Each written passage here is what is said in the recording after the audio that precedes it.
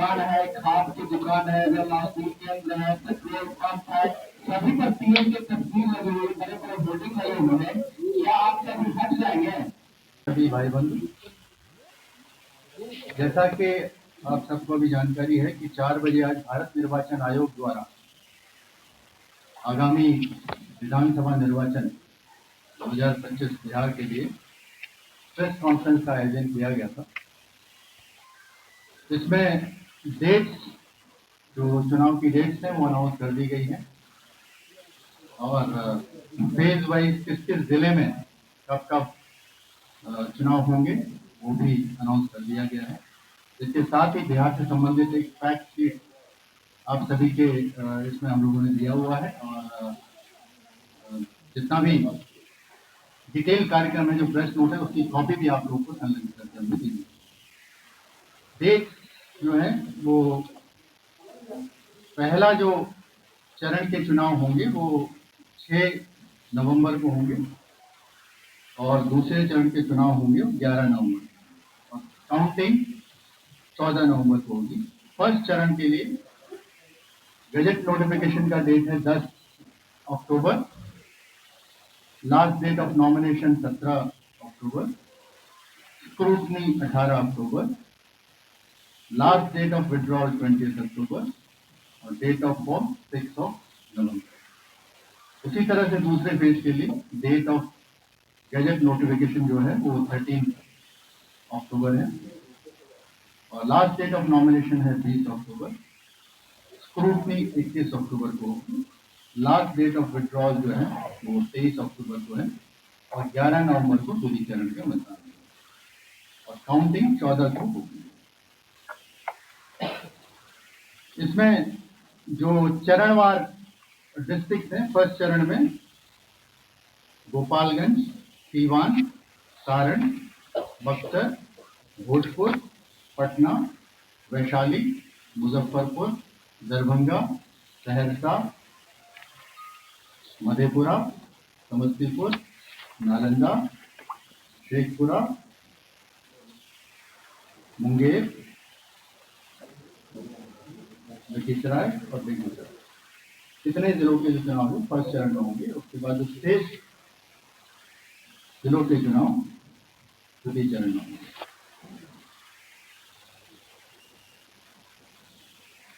अभी भारत निर्वाचन आयोग द्वारा बिहार राज्य का विजिट किया गया था, जिसमें 2 दिवसीय उनकी समीक्षा बैठक थी, जिसमें सभी जिला पदाधिकारी, कमिश्नर, आईजी, डीआईजी, सभी enforcement agency, chief secretary, DGP साहब, उन सभी के साथ समीक्षा बैठक करने के पश्चात सीईओ, नोडल ऑफिसर्स और जो सीएपीएफ के नोडल ऑफिसर उनके साथ में ये बैठकें करने के पश्चात डिटेल तैयारियों की समीक्षा की गई थी और तैयारियां अभी हम लोगों की कंप्लीट लगभग हैं, जिसमें कुछ बाकी हैं जो चल रही हैं। इस चुनाव में जो बिहार में विधानसभा क्षेत्र हैं 243 हैं, सामान्य विधानसभा क्षेत्र 203 है, अनुसूचित जाति के लिए आरक्षित 35 हैं, अनुसूचित जनजाति के लिए 2 आरक्षित हैं।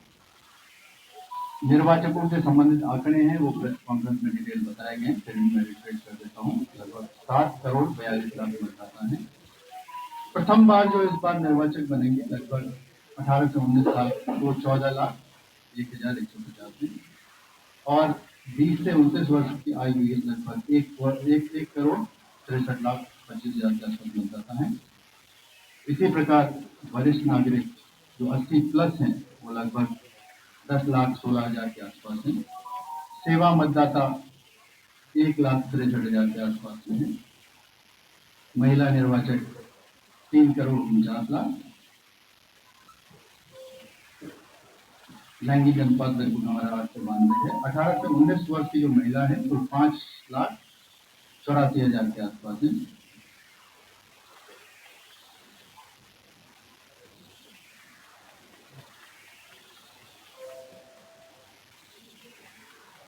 इस चुनाव में युवा निर्वाचकों को हम लोग स्वीप अभियान के माध्यम से जोड़ने के लिए कोशिश भी कर रहे हैं। उसके अलग से एआरओ जो हमने चिन्हित किए हैं वो 245 BRO हैं। इस बार जो SIR 25 के दौरान प्रथम बार पंजीकृत हुए मतदाता वो लगभग 4 लाख होने से जा रहे हैं, यानी कि हम लोगों ने लगभग 73% की बढ़ोतरी की है। 20 से 29 वर्ष के जो आयु के मतदाता हैं, उनके अग्रिम आवेदन जो 1 अक्टूबर की डेट से हैं, लगभग 66,000 हैं। मतदान केंद्र हमारे लगभग टोटल मतदान केंद्र 90,712 हैं। इसमें शहरी मतदान केंद्र 13,911, ग्रामीण 73,801 मतदान केंद्र हैं और औसत मतदाता जो प्रति मतदान केंद्र में है वो 812 और 818। जैसा कि आप लोगों को जानकारी है कि 1200 से जो मतदान केंद्र का रैशनलाइजेशन हुआ था उसमें 1200 से जो अधिक मतदान केंद्र मतदाता वाले मतदान केंद्र थे उनको उसके लिए अतिरिक्त मतदान केंद्रों की स्थापना की गई थी। इस बार हम लोग वेबकास्टिंग कवरेज 100% करने जा रहे हैं और इस हॉल में आप लोग खड़े हैं, इसी के नीचे इसका एक कंट्रोल रूम भी हम लोग, कंट्रोल एंड कमांड सेंटर हम लोग बनाने जा रहे हैं। PWD मतदाता हमारे जो PWD जो हमारे दिव्यांग मतदान कर्मी हैं उनके द्वारा जो मैनेज मतदान केंद्र होंगे लगभग 292 होंगे। महिलाओं द्वारा जो प्रबंधित मतदान केंद्र होंगे लगभग 1044 होंगे। युवा द्वारा 38 आदर्श मतदान केंद्र के रूप में 1350 मतदान केंद्र स्थापित किए जाएंगे। मतदाता सूची के संबंध में आप लोगों को जानकारी है कि SIR के बाद विशेष गहन पुनरीक्षण के बाद मतदाता सूची का फाइनल पब्लिकेशन हो गया है और अभी भी यदि कहीं मतदाता छूटे हों या कहीं अगर किसी को आपत्ति देनी हो तो लास्ट डे ऑफ नॉमिनेशन से 10 दिन पूर्व तक वो अपना आवेदन दे सकते हैं। और रिक्वेस्ट होगा सभी ऐसे निर्वाचितों से जो अभी भी हैं वो लोग जरूर आवेदन करें, क्योंकि उसके बाद लास्ट डे ऑफ नॉमिनेशन के 10 दिन पहले के लगभग मतदाता सूची फाइनल हो जाएगी। अभी जो हमारे जितने भी मतदान कर्मी यहाँ पे लगे हैं इसमें लगभग 4.5 लाख के आसपास मतदान कर्मी हैं जो पोलिंग डायरेक्टली रजिस्टर्ड होंगे। 4 लाख से ज़्यादा हमारे सुरक्षा कर्मी होंगे और उसके अलावा मतदाता जितने भी राजनीतिक दल हैं, सभी मीडिया कर्मी, सभी बिहार के निवासियों से अनुरोध है कि इस विधानसभा चुनाव में आप लोग पूरा भरपूर सहयोग करें और सभी लोग मतदान के लिए आगे आएं ताकि जो भी विधानसभा चुनाव बहुत अच्छे से संपन्न हो, निष्पक्ष संपन्न हो। इसमें सभी का सहयोग अपेक्षित है। प्रशिक्षण हम लोगों ने RO, ARO, जितने भी नोडल ऑफिसर्स हैं, जितने भी पुलिस पदाधिकारी हैं और जितने भी इन्फोर्समेंट एजेंसीज हैं, सभी का ट्रेनिंग हम लोगों ने कंप्लीट किया है। वोटर्स इंफॉर्मेशन स्लिप जो है वो मतदान से 4 दिन पूर्व तक कंप्लीट वितरित कर दी जाएंगे ताकि मतदाता को अपने बूथ के बारे में और एग्जैक्ट स्थल के बारे में जानकारी हो कि कहाँ उनको जाना है। ऐप के संबंध में जैसे कि ब्रीफ में बताया गया था कि बहुत सारे हमारे ऐप हैं जिसके माध्यम से हम लोग इस इलेक्शन को मैनेजमेंट करेंगे, जिसमें वोटर्स की हेल्प के लिए बहुत सारे ऐप हैं। उसके साथ साथ आदर्श आचार संहिता के लिए सी विजिल, व्यय पे पर्यवेक्षण के लिए ESMS, ठीक है। इसी तरह के अन्य ऐप हैं जो आप उपयोग कर सकते हैं और कैंडिडेट की जानकारी के लिए नो योर कैंडिडेट, इस तरह के सारे ऐप हैं जिनका हम लोग इस्तेमाल कर रहे हैं। किसी भी प्रकार का मतदाता को अगर सहयोग की आवश्यकता है तो 1950 में कॉल कर सकते हैं, जिसमें STD कोड के साथ 1950 अगर आप लोग लगाते हैं तो उस जिले के जो हमारे संपर्क केंद्र है वहाँ आपका संपर्क हो जाएगा और वहाँ से आप लोग किसी भी प्रकार की जानकारी प्राप्त कर सकते हैं। इस बार बहुत सारे इनिशिएटिव्स भारत निर्वाचन आयोग द्वारा भी लिए गए हैं, जिसका ब्रीफ जानकारी मैं आप लोगों को दे देता हूँ।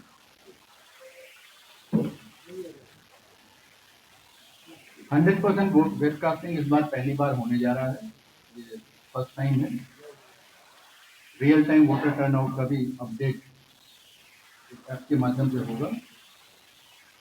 डिजिटल इंडेक्स कार्ड होगा। मिसमैच के लिए मैंडेटरी वीवीपैट काउंट होगा। मोबाइल डिपॉजिट की फैसिलिटी होगी सारे मतदान केंद्रों के बाहर। पोलिंग स्टेशन में कितने 1200 से अधिक मतदाता नहीं होंगे, यहाँ वो इंश्योर कराएंगे। वोटर इन्फॉर्मेशन स्लिप बहुत क्लियर होगी और उसके बाद जो ईवीएम में फोटोग्राफ्स लगेंगे सारे कैंडिडेट के, वो कलर्ड होंगे। 100 मीटर के बाहर तक प्रचार की अनुमति, प्रचार के लिए जो बूथ लगते हैं उसकी अनुमति होगी। और इसके अलावा जितने भी रिन्यूमरेशन हैं वो भी बनाए गए हैं। बूथ लेवल एजेंट्स की ट्रेनिंग की गई है, मीडिया एंड कम्युनिकेशन ऑफिसर्स की ट्रेनिंग की गई है, पुलिस ऑफिसर्स की ट्रेनिंग की गई है। ईवीएम हम लोगों के पास पर्याप्त मात्रा में है और रिजर्व से अधिक मात्रा में है। किसी भी ईवीएम की एफएलसी यानी फर्स्ट लेवल चेकिंग हो चुकी है और सभी जिलों में, सभी मतदान केंद्रों में भी हमने ईवीएम अवेयरनेस प्रोग्राम कराया है, जिसमें 4 लाख से ज़्यादा लोगों ने ईवीएम के बारे में जानकारी प्राप्त की है।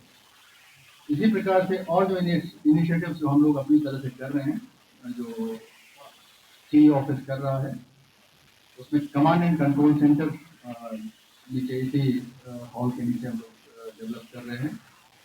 इस बार कोशिश करेंगे कि बहुत सारे हमारे ऐसे मतदान केंद्र हैं जहां लॉ एंड ऑर्डर समस्या की वजह से कई बार ये होता था कि बूथ का रीलोकेशन होता था। इस बार रीलोकेशन हम लोग नहीं करेंगे, तो आज़ादी के बाद पहली बार वहाँ पे हम लोग मतदान की रूप से करेंगे।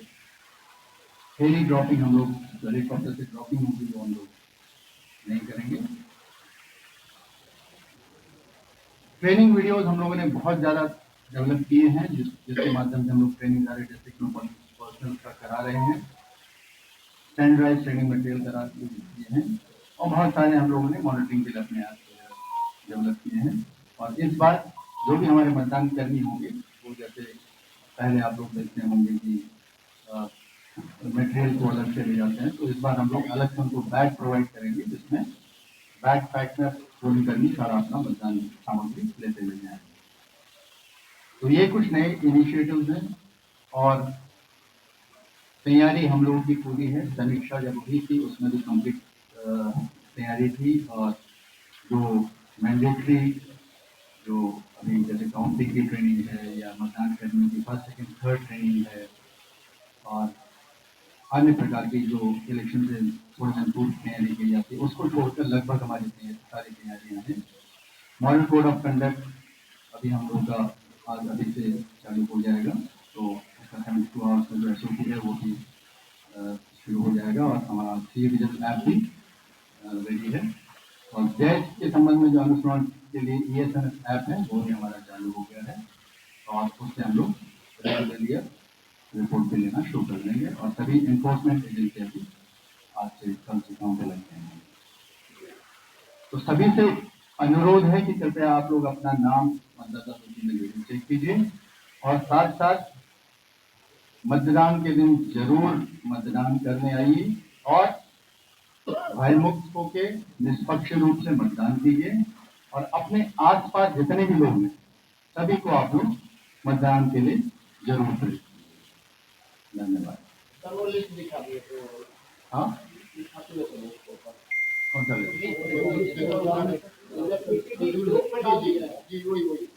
कौन सा कौन सा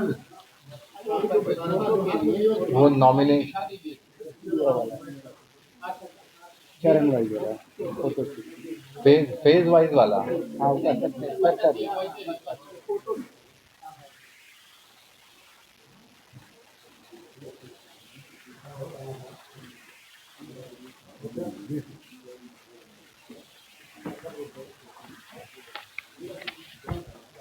एकदम में देखा गया था जो भी कहीं पे घटना होता है या फिर डीएम और एसपी जिले के फोन नहीं उठाते थे। हाँ, तो उन डीएम और एसपी जो फोन नहीं उठा रहे हैं, अगर उनके ऊपर भी आप यहाँ कंप्लेन करेंगे तो क्या आप उनके ऊपर कार्रवाई करिएगा? देखिए सभी जिला पदाधिकारी और पुलिस पदाधिकारी जो एसपी हैं सभी लोग अपनी जिम्मेदारी समझते हैं और सभी लोग कार्रवाई भी करते हैं। हो सकता है मेरा भी अपना अनुभव है, जब मैं जिला पदाधिकारी था तो मेरे मोबाइल फोन से लगभग 800 कॉल आए थे तो हो सकता है उस बीच में मिस हो जाए। तो उसमें बहुत सारे अन्य आपके पास कंट्रोल रूम रहता है जिला का, वहाँ कॉल आप कर सकते हो। आरओज के नंबर्स रहते हैं, वो आरओज एसडीएम के नंबर रहते हैं, और सभी नंबर्स हम लोग जितनी जगह आप कॉल कर सकते हो वो हम लोग सार्वजनिक भी करेंगे। अनुरोध है कि आप लोग अगर एक जगह नहीं लगता है, जैसे मान लीजिए जिला पदाधिकारी के पास नहीं लगता है, तो आप कॉल कंट्रोल रूम में कीजिए और बाकी जो पदाधिकारी उनको भी करेंगे। ठीक है, कार्रवाई एक एक करके, एक एक करके। बिहार के जितने पीडीएस दुकान है, कृपया नाम मेरा नाम प्रवेश हुआ, मैं राष्ट्रीय सहारा कार्ड से हूँ। बिहार इसमें कंसर्न डिपार्टमेंट को हम लोग इसके लिए बोलेंगे। अभी टाइम है, ठीक है, अभी समय है, संबंधित विभाग इसमें अपनी तरफ से कार्रवाई करेंगे। 24 एक सवाल ये है कि जो जो आप लोगों को मतदान खत्म हो जाता है तो कुछ स्थानों से पेड़ देखा जा रहा है जिनको आज तक रात तक यहाँ तक कि अगले दिन तक जो है आप लोग परसेंटेज अपडेट करते हैं, और इसी को लेकर विपक्षी दलों की आपत्ति होती है। सर मेरा सवाल पूरा लीजिए कि मतदान खत्म होने के 24 घंटे बाद तक अपडेशन होता है और उनको